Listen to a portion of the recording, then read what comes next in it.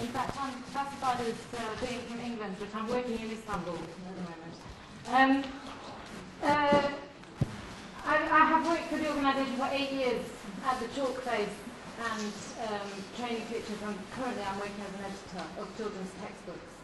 So I work, although I would like to point out that I don't fit classically into the movement because I'm not Turkish. I'm not married to anybody Turkish. I don't have any Turkish family, and so I'm an exception in some senses to the rule. So my paper arises partly from this experience of questioning belonging to the movement. And I started to look at how people feel about belonging to the movement and how they relate to Fethullah Gülen's philosophy from different positions. And I found that, in fact, through my contact with lots of teachers from different countries and different backgrounds, and the people in the organisation who are not teachers, I came to some conclusions which are quite similar to those you've just heard, actually. If we start, in January 1995, the journalist Nuriye Akman of Sabah newspaper asked Gülen, "Can humility change the reality? Since the group has gathered around your name, don't you automatically become a leader?" Gülen replied, "I insist on saying I am not a leader because I expressed my thoughts for 30 years in the pulpits of mosques, and people sharing the same feelings and thoughts responded. For example, I said to them, establish university preparatory courses, establish schools. As an expression of their respect for me, they listened to what I said. This might have been a mistake, but they listened and remained at that point. I saw that just as I was saying schools, I found that a lot of people were saying schools. They come to ask about other, especially religious issues as well. Sometimes they even ask about economic matters. I tell them that such issues require subject-specific expertise and send them to experts."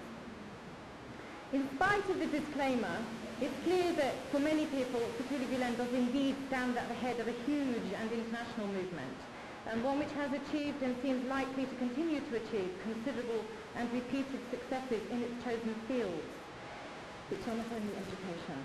In seeking to identify the immediate causes of this success, I shall first examine Gülen's own writings and statements. I'll then summarise three common views of cultural change within organisations and relate these views to the work of the movement, and attempt to show how the espoused Gülen is reflected in practice in the activities of the movement. It's a belief common to all the monotheistic religions that humans were created in order to worship the one God. So this primary duty Muslim scholars, and indeed Muslims in general, almost universally advocate to learn. Throughout the long period of his life as a teacher so far, Gülen has continually insisted that learning is an obligation on all humans, and has taught this to those around him and to wider society in both word and deed. That is indirectly by his example as one who studies ceaselessly, and directly in. So, for example, he says, the main duty and purpose of human life is understanding. The effort of doing so, known as education, is a perfecting process through which we earn, in the spiritual, intellectual, and physical dimensions of our being, the right appointed for us as the perfect pattern of creation. Again, when writing about the meaning and value of education, he says, education through learning and a commendable way of life is a sublime duty that manifests the divine name Rab, upbringer and sustainer. By fulfilling it, we attain the rank of true humanity and become a beneficial element of society. It's clear that he's not only talking about the education of children here. I mean, one of the noticeable things about the organisation is the way that it's structured, and everybody refers to the person above them as project, as teacher. So it's, everybody in the organisation is constantly learning and constantly being educated. It's not just about training children in schools.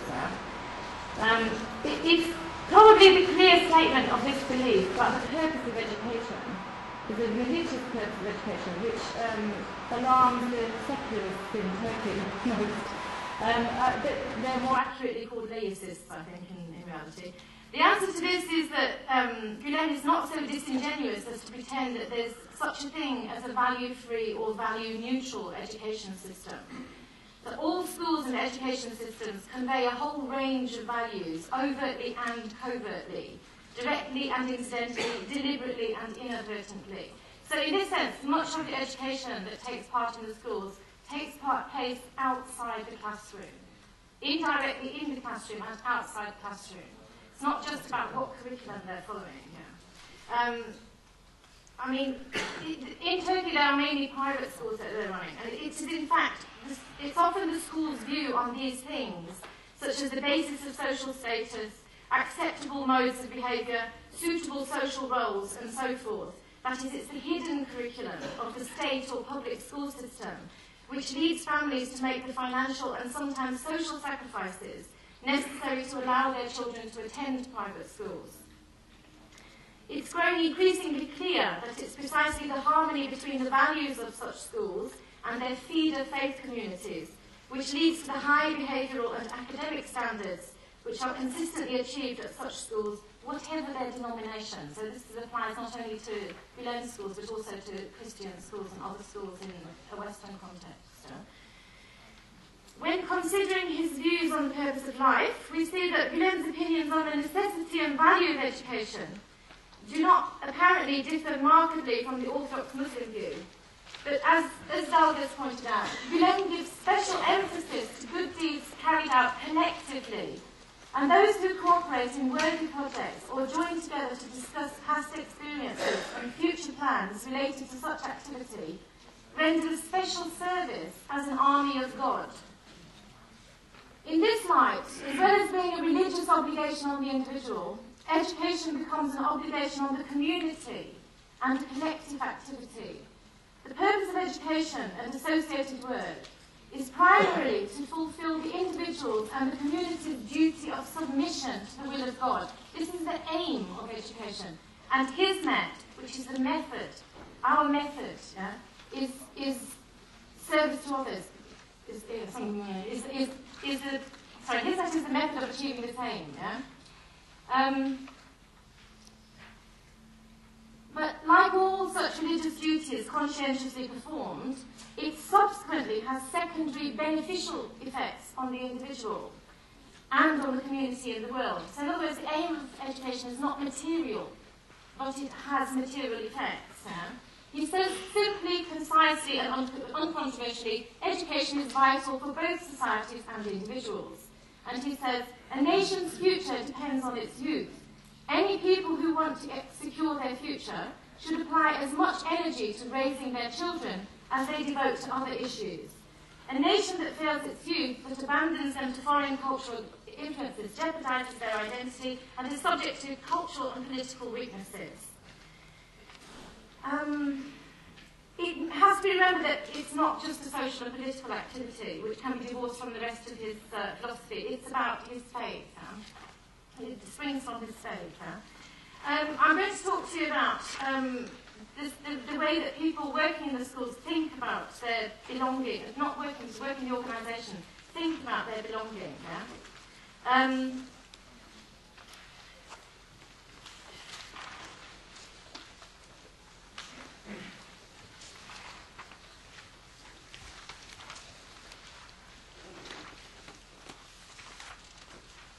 The schools in Turkey benefit from the harmony of values between the schools and the communities.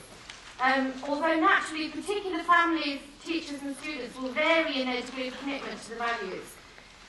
Some have a firm faith, some are waverers, and some place their children there just for the higher academic standards and the potential material gains available through education. Some teachers teach because they love children, some because they love God, and some because they need to make a living. This is inevitable, and it's the case in all faith schools throughout the world. From the perspective of, notwithstanding this variation in commitment, private schools with a clear philosophy, whether faith schools or otherwise, will tend to attract those who are broadly in sympathy with their aims, leading to a more honest and less conflicted relationship with the community. The initial loyalty of the community to the school derives from these shared values, but it's reinforced by the immediate benefits accruing to pupils and families in terms of improved familial and social relationships and high academic standards.